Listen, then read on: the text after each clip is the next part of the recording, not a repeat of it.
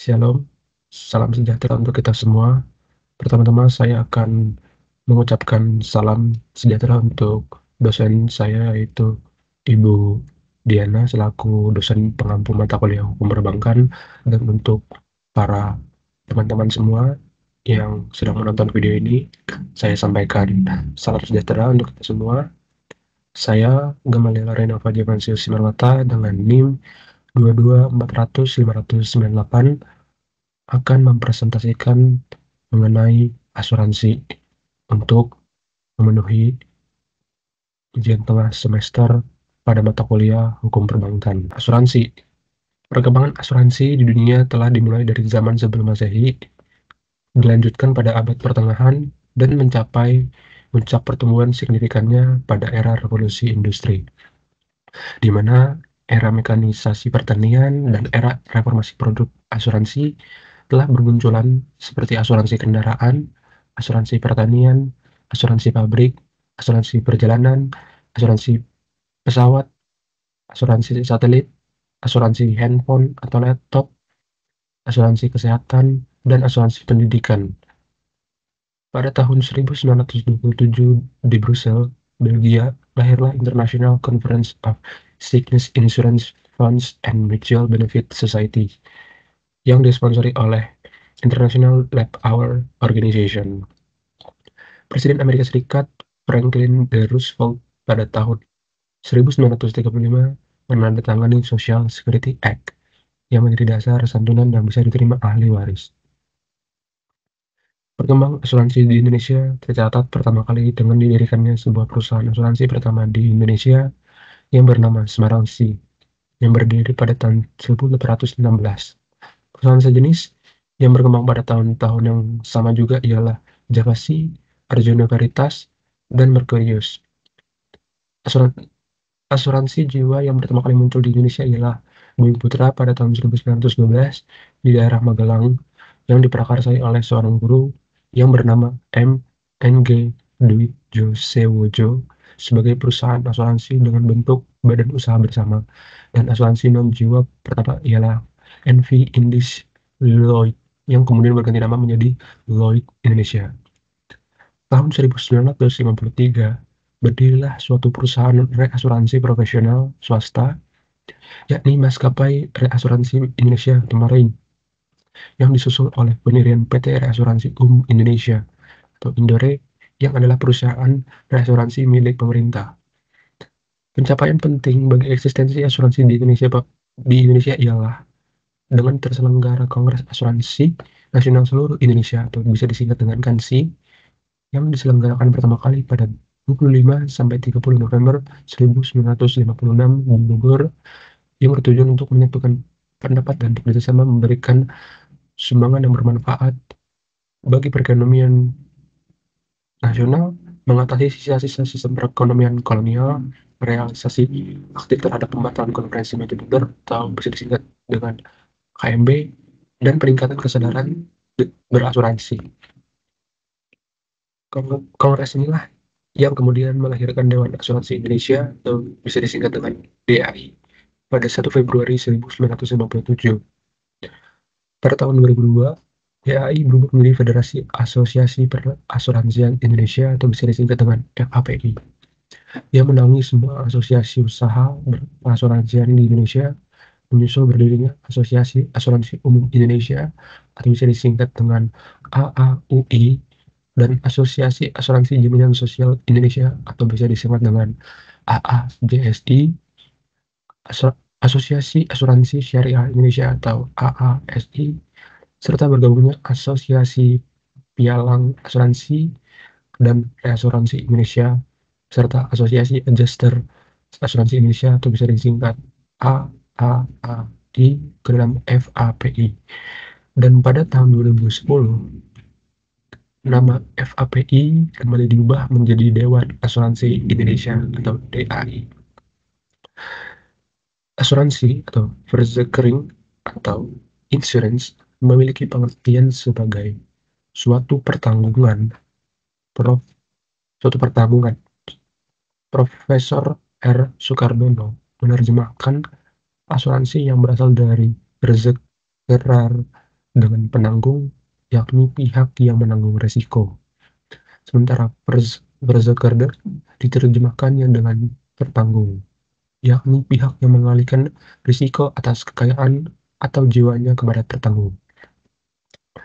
Sedangkan Prof. Wirjono Prodjodikoro memakai istilah asuransi sebagai serapan dari asuransi, atau dalam bahasa Belanda penyebutannya seperti itu, yang berarti penjamin untuk penanggung dan terjamin untuk tertanggung.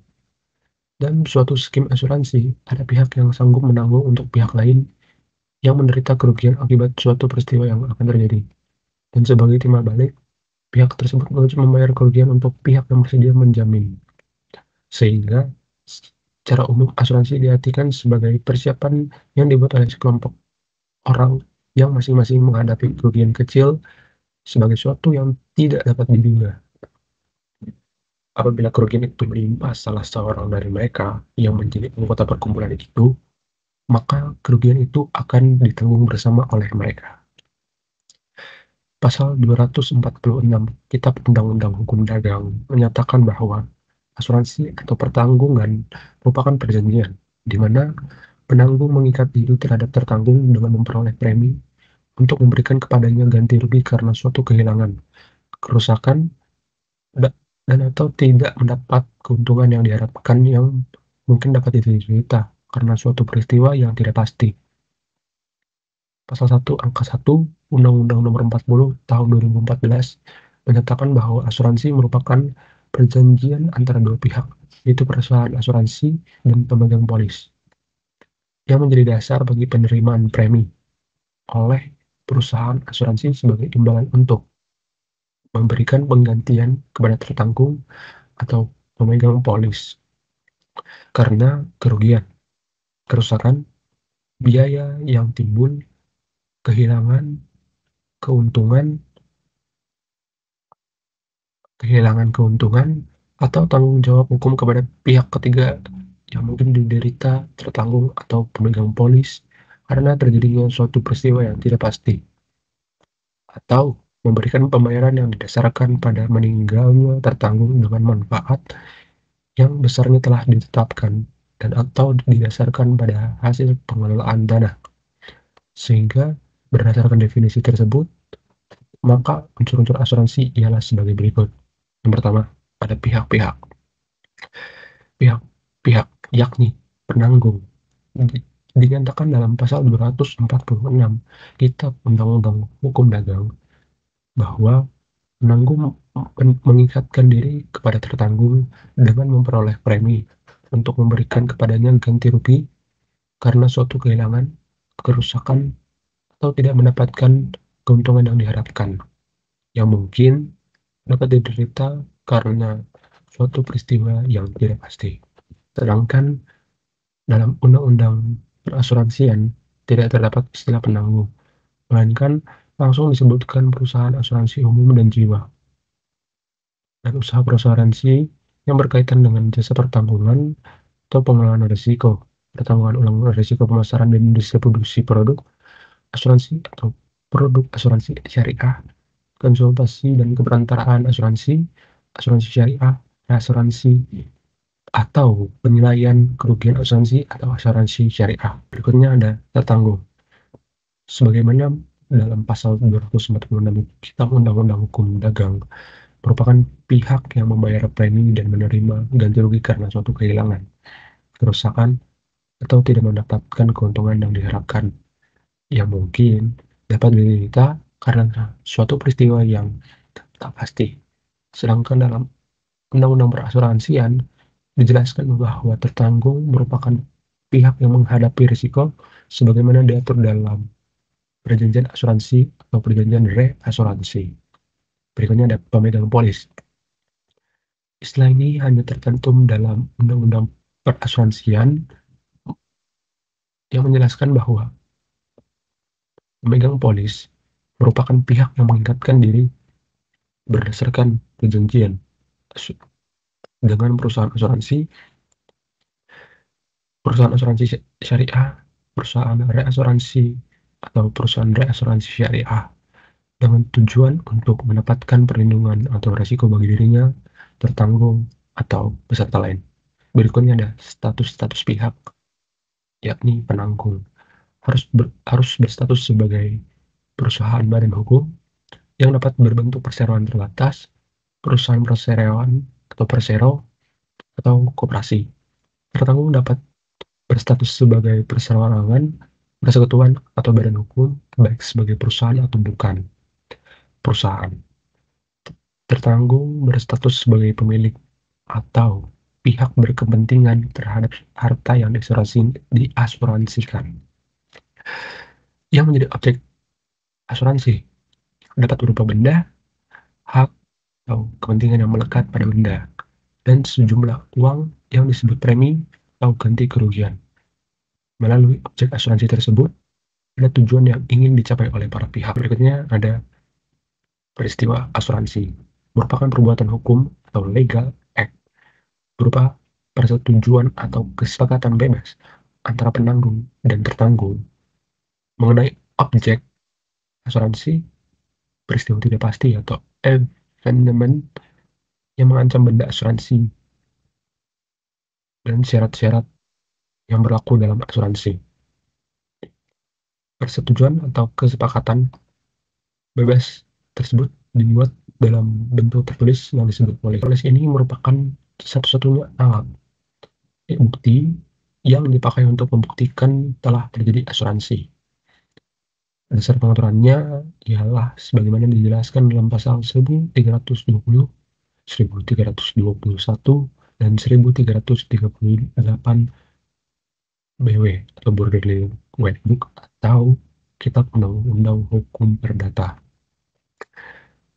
Hubungan selanjutnya, hubungan asuransi, merupakan hubungan yang terjadi antara penanggung dan atau tertanggung yang adalah suatu keterikatan atau legalia bound yang timbul karena adanya persetujuan atau kesepakatan bebas. Berikutnya, tujuan asuransi ialah sebagaimana diterangkan dalam pasal 250 dan 268 Kitab Undang-Undang Hukum Dagang. Berikutnya ada risiko dan premi yang terdapat dalam pasal 246 Kitab Undang-Undang Hukum Dagang dan pasal 256 angka 7 Kitab Undang-Undang Hukum Dagang. Berikutnya ada event atau peristiwa tidak pasti dan ganti kerugian dalam pasal 256 angka 4 Kitab Undang-Undang Hukum Dagang. Berikutnya ada syarat-syarat yang berlaku. Berikutnya ada polis asuransi. Terdapat beberapa prinsip yang diterapkan dalam asuransi, yakni insurable interest, yakni hak untuk mengadakan asuransi antara tertanggung dan yang diasuransikan yang diakui oleh hukum. Prinsip ini sering diartikan sebagai kepentingan yang dipertanggungkan. Kepentingan merupakan hak atau kewajiban tertanggung terhadap benda pertanggungan. Kepentingan dalam asuransi dirumuskan dalam pasal 250 dan 268 Kitab Undang-Undang Hukum Dagang yang mensyaratkan bahwa kepentingan tersebut harus terdapat 3 unsur di dalamnya, yakni dapat dinilai dengan uang, dapat diancam oleh suatu bahaya, dan tidak dikecualikan oleh undang-undang.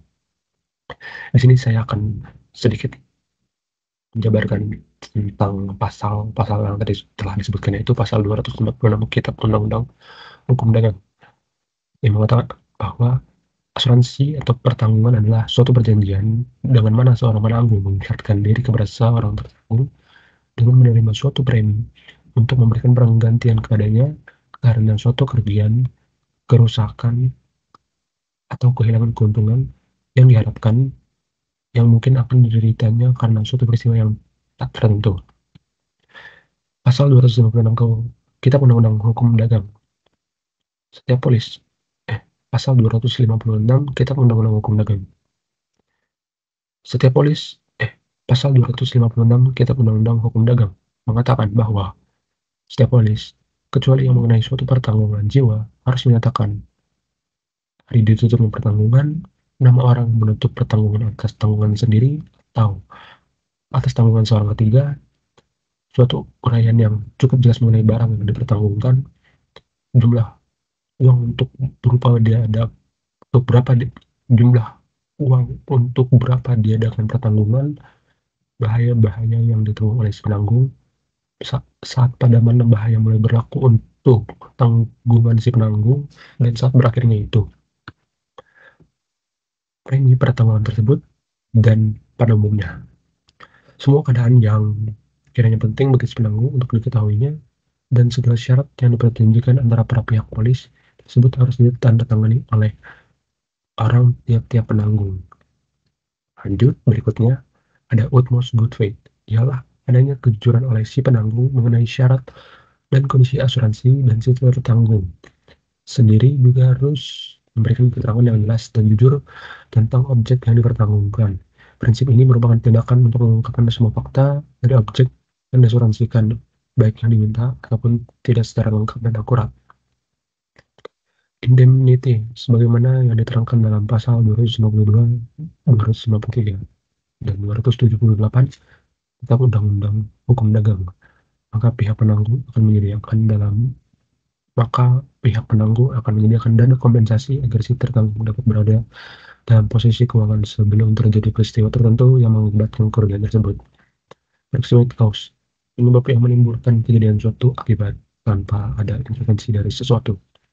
Subrogation, setelah klaim dibayar, maka ada pengalihan hak untuk dari tertanggung kepada penanggung. Prinsip ini diartikan sebagai penyerahan hak menuntut atau menggugat dari tertanggung kepada penanggung, maka ketika jumlah ganti kerugian sepenuhnya sudah diganti oleh penanggung. Dasar hukum prinsip ini terdapat dalam pasal 284 Kitab Undang-Undang Hukum Dagang. Contribution, penanggung memiliki hak untuk mengajak penanggung yang lain untuk menanggung bersama-sama. Namun kewajiban memberikan indemnity terhadap tertanggung tidak harus sama.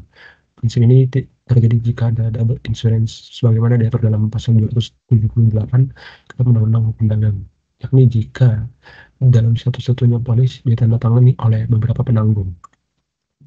Hak dan kewajiban penanggung dan tertanggung timbul pada saat ditutupnya asuransi, walaupun polis belum diterbitkan. Penutupan asuransi dalam praktiknya dibuktikan dengan disetujuinya aplikasi atau telah ditandatanganinya kontrak sementara atau covenant dan dibayarnya premi.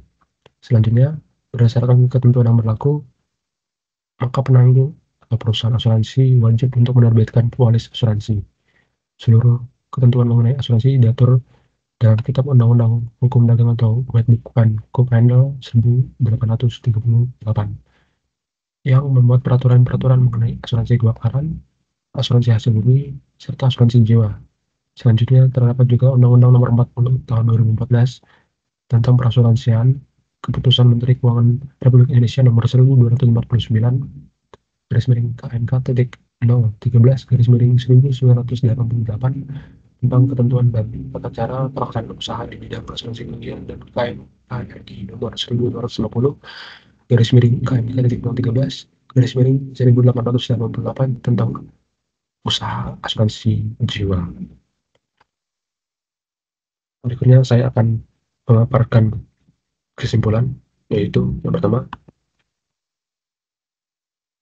asuransi telah berkembang sejak zaman sebelum Masehi, mengalami kemajuan pada abad pertengahan dan mengalami pertumbuhan signifikan selama era revolusi industri yang memperkenalkan berbagai produk asuransi seperti asuransi kendaraan, kesehatan, pendidikan, dan lain-lain. Pada tahun 1927, International Conference of Insurance Funds and Mutual Benefit Societies didirikan di Brussels yang disponsori oleh International Labor Organization.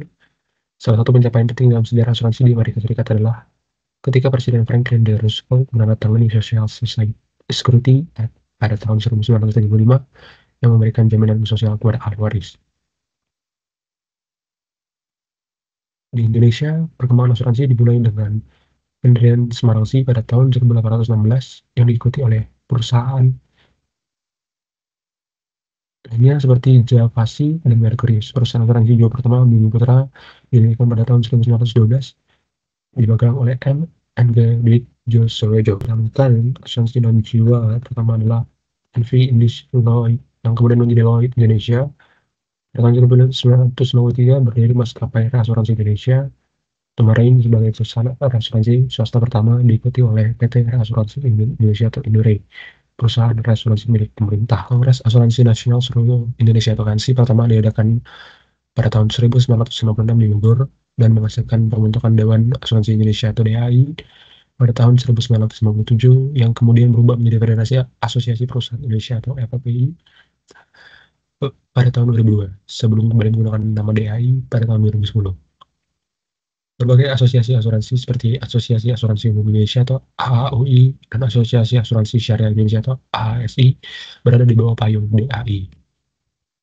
Asuransi atau pertanggungan diartikan sebagai perjanjian antara penanggung dan tertanggung, di mana penanggung menerima premi sebagai imbalan untuk memberikan ganti rugi atas kerugian yang mungkin terjadi. Prinsip utama dalam asuransi meliputi insurable interest, bonus good faith, indemnity, proximate cost, subrogation, dan contribution yang mengatur hak dan kewajiban antara penanggung dan tertanggung.